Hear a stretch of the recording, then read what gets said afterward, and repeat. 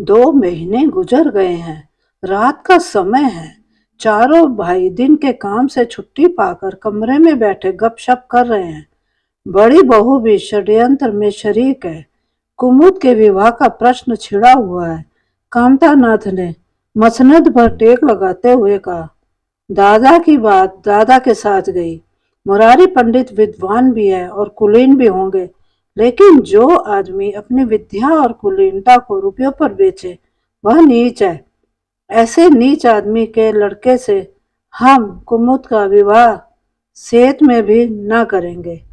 5,000 तो दूर की बात है, उससे बताओ धत्ता और किसी दूसरे वर की तलाश करो।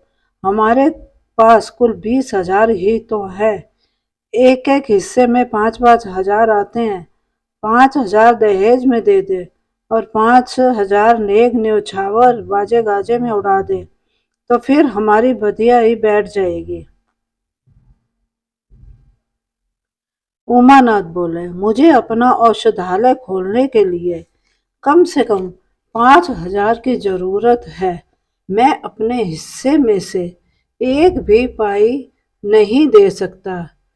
फिर खुलते ही आमदनी तो होगी नहीं। कम से कम साल भर घर से खाना पड़ेगा। दयानाथ एक समाचार पत्र देख रहे थे। आंखों से ऐनक उतारते हुए बोले, मेरा विचार भी एक पत्र निकालने का है। प्रेस और पत्र के लिए कम से कम 10,000 का कैपिटल चाहिए। 5,000 मेरे रहेंगे तो कोई न कोई साझेदार मिल जाएगा। पत्रों में लेख लिखकर मेरा निभा नहीं हो सकता। कामतानाथ ने सिर हिलाते हुए कहा, अजी राम भजो, सेंत में कोई लेख छापता नहीं, रुपए कौन देता है। दयानाथ ने प्रतिवाद किया, नहीं, यह बात तो नहीं है। मैं तो कहीं भी बिना पेशगी पुरस्कार लिए नहीं लिखता। कामता ने जैसे अपने शब्द वापस लिए, तुम्हारी बात मैं नहीं करता भाई।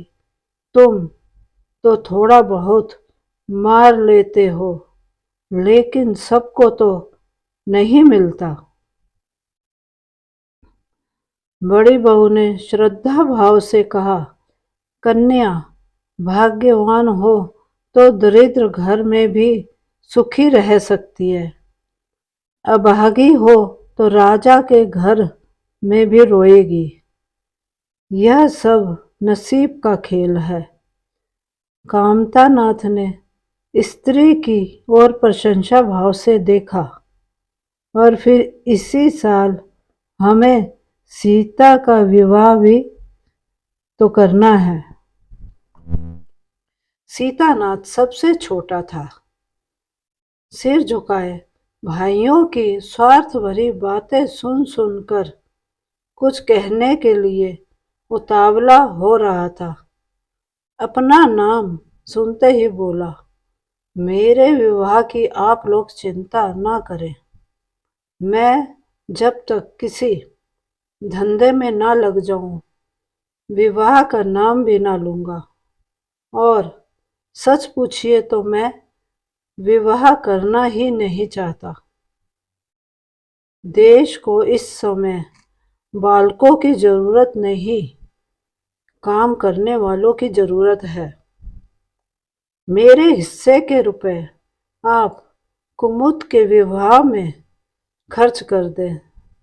सारी बातें तय हो जाने के बाद यह उचित नहीं है कि पंडित मुरारी लाल से संबंध तोड़ लिया जाए। उमा ने तीव्र स्वर में कहा, 10,000 कहाँ से आएंगे।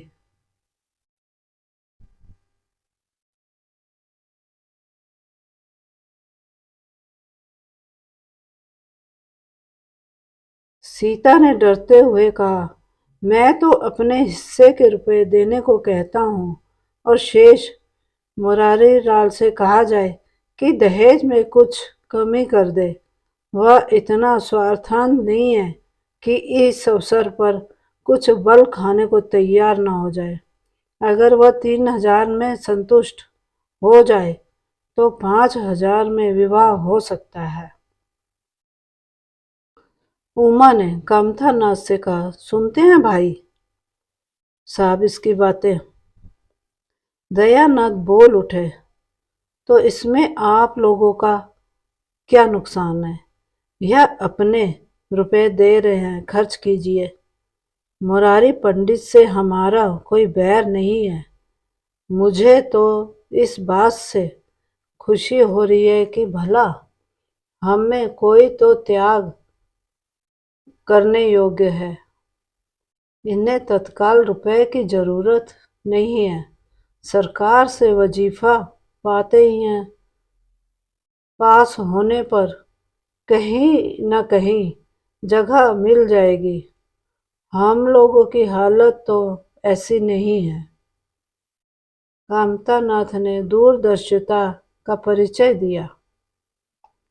नुकसान की एक ही कही, हमसे एक एक को कष्ट तो हो क्या, और लोग बैठे देखेंगे। ये अभी लड़के हैं, इन्हें क्या मालूम समय पर 1 रुपया 1 लाख का काम करता है। कौन जानता है कल इन्हें विलायत जाकर पढ़ने के लिए सरकारी वजीफा मिल जाए या सिविल सर्विस में आ जाए।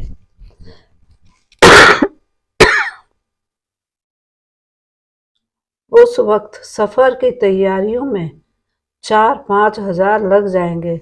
तब किसके सामने हाथ फैलाते फिरेंगे।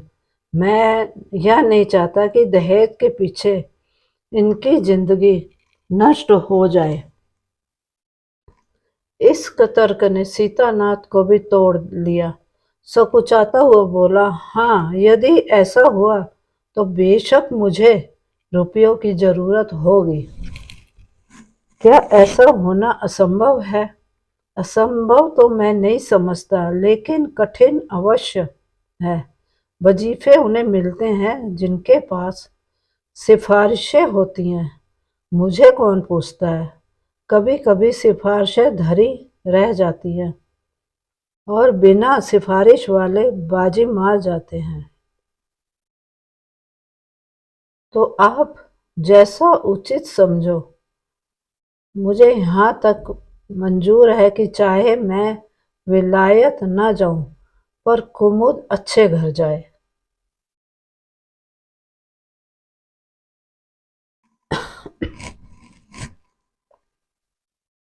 कामतानाथ ने निष्ठा भाव से कहा, अच्छा घर दहेज देने से ही नहीं मिलता भैया। जैसा तुम्हारी भाभी ने कहा, यह नसीब का खेल है।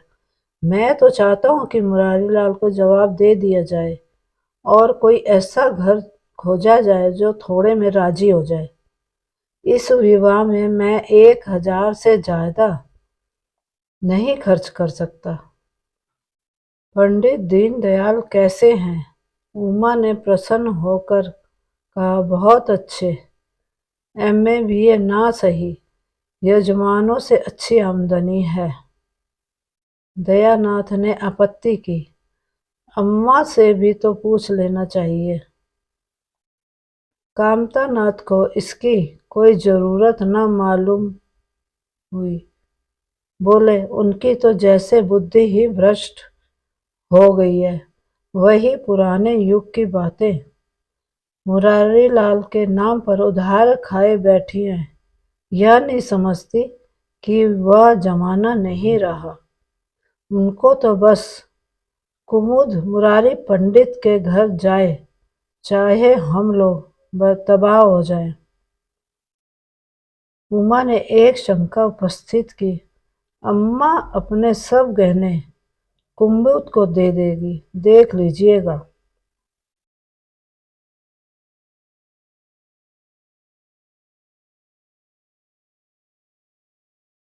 कामतानाथ का स्वार्थ नीति से विद्रोह न कर सका। बोले, गहनों पर तो उनका पूरा अधिकार है, यह उनका स्त्री धन है।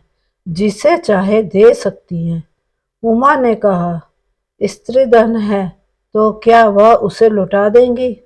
आखिर वह भी दादा ही की कमाई है। किसी की कमाई हो, स्त्री धन पर उनका पूरा अधिकार है। यह कानूनी गोरख धंधे हैं। 20,000 में तो 4 हिस्सेदारों और 10,000 के गहने अम्मा के पास रह जाएं। देख लेना, इन्हीं के बल पर वह कुमुद का विवाह मुरारी पंडित के घर करेंगी। उमानाथ इतनी बड़ी रकम को इतनी आसानी से नहीं छोड़ सकता। वह कपट नीति में कुशल है। कोई कौशल रचकर माता से सारे गहने ले लेगा। उस वक्त तक कुमुद के विवाह की चर्चा करके फूलमती को भड़काना उचित नहीं। कामतानाथ ने सिर हिलाकर कहा, भाई मैं इन चालों को पसंद नहीं करता। उमानाथ ने खिसिया कर कहा, गहने 10,000 से कम न होंगे। कामतानाथ अविचलित स्वर में बोले, कितने के ही हों, मैं अनीति में हाथ नहीं डालना चाहता। तो आप अलग बैठिए। हाँ, बीच में भांजी न मारिएगा।